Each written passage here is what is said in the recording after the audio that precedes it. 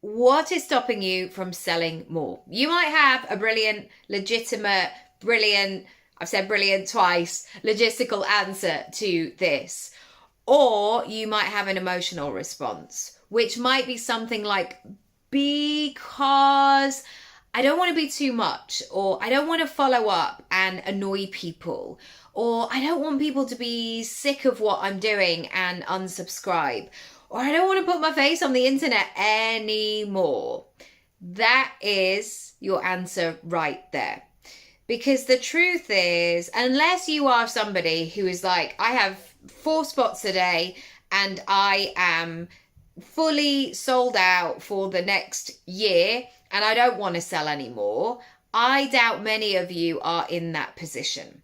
So if you are not selling more, if you are not talking in that way, there's usually something going on underneath. And today I would like you to investigate what that is.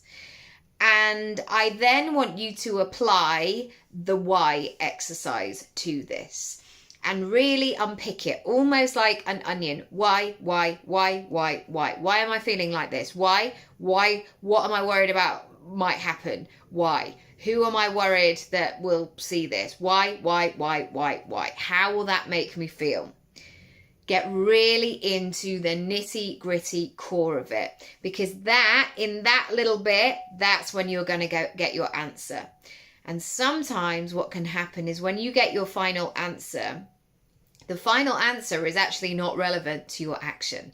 The final answer might be something that's been lurking around for years and years and years. And you're thinking, why is that thing that happened when I was 13, 30 years ago, still holding me back?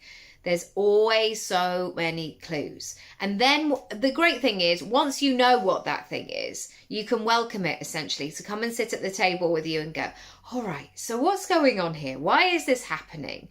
Or you can give a reasonable explanation. This excuse might be like, because you remember that time when you were 13 and you walked into that classroom and everybody laughed at your answer because you got it wrong and how humiliated you feel. You can then have that conversation back where you say, but that was 30 years ago.